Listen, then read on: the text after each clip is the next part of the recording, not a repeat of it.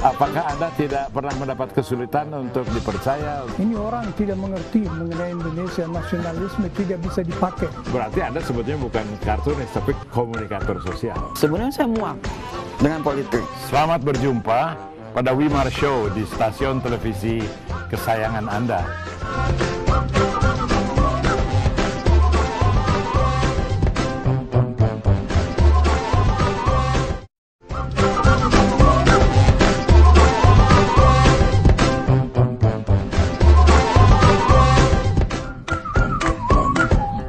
Jadi Mas Tosca Santoso dan KBR 68A itu punya DNA yang sama, DNA. Karena anti Soeharto, Aji, kebebasan pers, masuk politik juga waktu itu yang partainya dikira akan independen, ternyata tidak. Nah, jadi sekarang ini itu yang kental. Dan saya lihat di Jakarta namanya Green Radio ya. Seberapa besar interest Anda pada environment, pada soal lingkungan, pada soal green?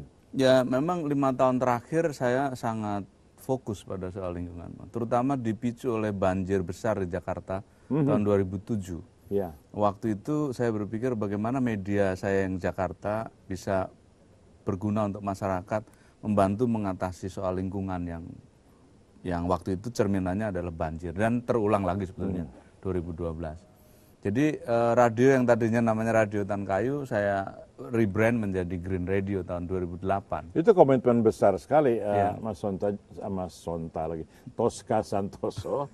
Jadi sekali masuk kan nggak lucu kalau keluar lagi. Jadi Green Radio harus terus bertahan. Betul. Untung aja isu green itu akan seumur-umur kan karena selalu aja dilawan oleh orang-orang yang tidak ingin menjaga hutan.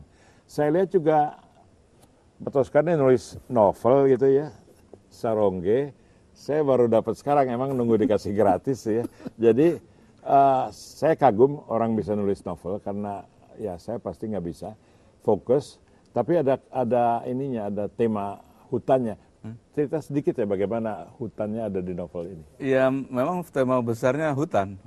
Ya tentu ada tokoh-tokoh fiktifnya yang menjadikannya cerita gitu. Tapi ini memang concern hutan saya. Hutan dalam pengertian yang sedang terancam betul, pengalihan fungsi gitu ya.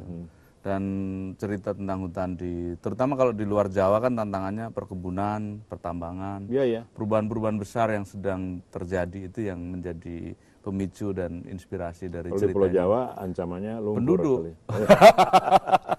Lumpur itu benar, besar itu. Iya besar. Tapi memang kalau umumnya ledakan penduduk itu kan di Jawa ini tiap detik 3 orang Bang nambah. Bayi iya, lahir. Karena rupanya apa namanya keluarga berencana itu udah kehilangan motivasinya.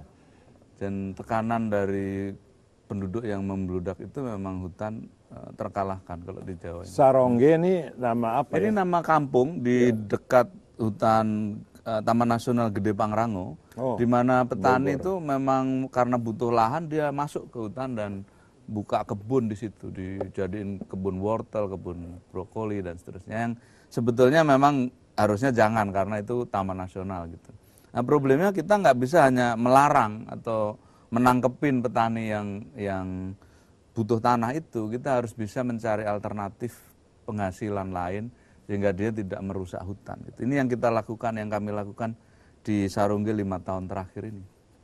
Industri kelapa sawit, kertas, batu bara tidak simpati pasti sama Anda dan KBR 68H. Kita juga nggak simpati. Sama-sama. Ngomong-ngomong KBR 68 itu ada iklannya? Ada, tapi kalau iklan sawit enggak. Iklan rokok enggak. Rokok enggak, sawit enggak ya, masih ada juga ya iklan. Masih ada, kebanyakan iklan kerupuk, iklan public service, Bang. Public service, termasuk tadi soal KB ya. Kita ingin terus mensosialisasikan. Jadi memang BKKBN harus spend iklan untuk mengingatkan lagi. Di dalam portfolio acara KBR 68H atau Green Radio, itu ada acara-acara yang khusus tertuju pada masalah lingkungan? Iya, setiap Kamis pagi kami punya program namanya Bumi Kita. Itu 1 jam membahas masalah lingkungan. Dan itu yang disiarkan hampir 200 radio di seluruh Indonesia. Jadi program itu diambil. Itu orang diwawancara atau apa? Iya. Di hutan kayu ya. Betul.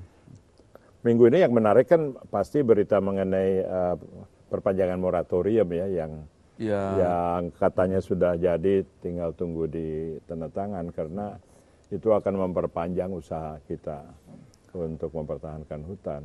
Punya pendapat mengenai? Ya sebetulnya satu harus diperpanjang, yang kedua kualitasnya juga harus diperbaiki. Betul, jangan hanya diperpanjang, tapi ada. Sekarang itu yang rawan hutan lindung itu kebanyakan hak pemberian perubahannya tuh di kabupaten.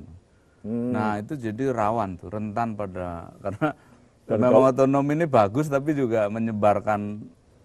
Kadang kabupaten kenapa lebih jangka pendek Ya. Terutama kalau menjelang pilkada, bupatinya pengen running lagi, dia perlu dana, banyak tuh kongkongnya sama pengusaha dan dibuka. Kita bisa tanyakan lagi ada rapat bupati se-Indonesia di Jakarta.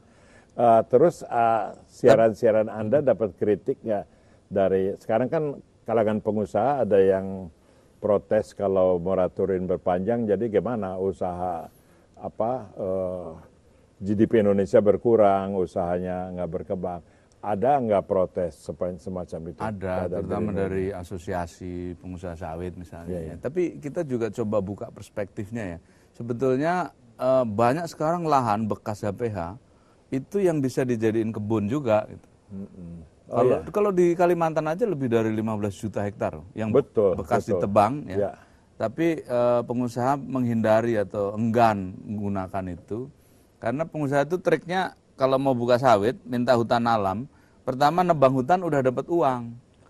Kayunya itu udah dapat uang. Curang. Kita break aja dulu lah, nggak enak dengarnya. Oke, break dulu dalam acara wawancara dengan Pak Toska Santoso dari Green Radio KBR 68H.